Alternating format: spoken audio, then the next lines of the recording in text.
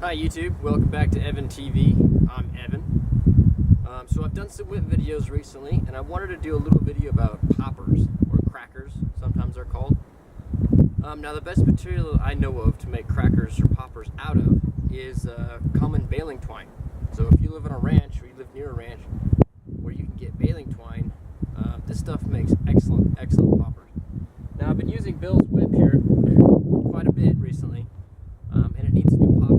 So here's the old one. Now the old one's still usable. You can see the tassels kind of get worn. There's nothing wrong with it, but I figure what the heck, I'll just do a video and we'll make another one. So what you'll need is a chair or some place to tie your string off to. Doesn't matter what it is. You can do it this way like I do it, or you can do it coming the other way. See, it's tight over there. You can pull it tight this way. And you need a stick. Now this stick is a very common stick I just found on the ground. I carved this end into a point so I could actually remove the old popper and put the new one on.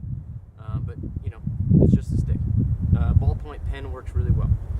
Alright, so now, as for the width of your popper, now what I'm going to be doing is I'm going to be twisting this line, this baling twine, and then folding it back on itself. So what I want to see is half of a good sized popper. Now, the size of your popper is going to vary depending on how you crack your whip, how good your whip is, and how loud you want your pop to be. So with Bill's whip, that I've done a review on, I had to make my poppers bigger because the speed of the whip was too fast. It was destroying the poppers very quickly. So what I'm going to do is about maybe a little bit more.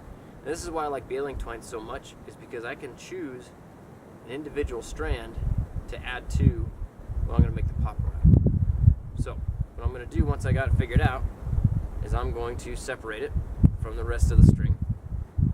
Now I can save this baling twine for later because it can be used again. So I'm just going to get it undone here.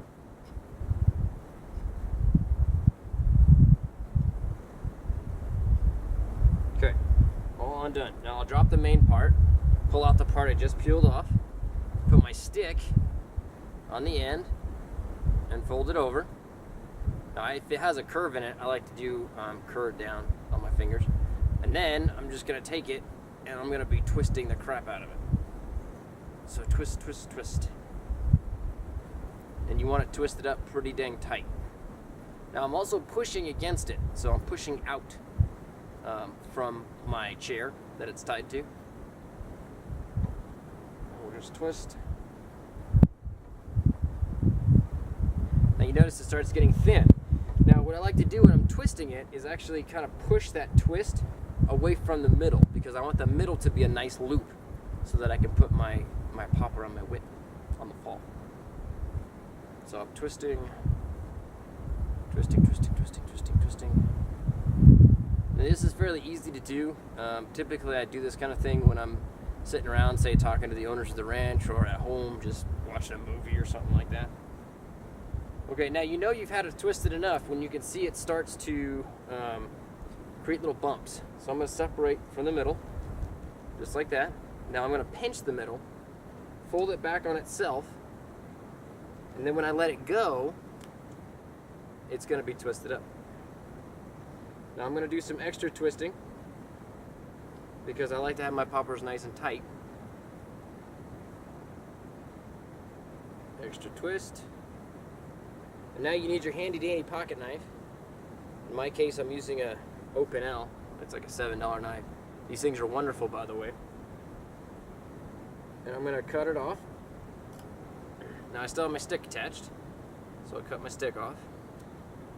Alright, I'm going to set my stick down for later. Close my knife. Now, typically what happens is I have a long side and a short side. And what I do is I take the long side and I peel it back down here, and I pinch the part where I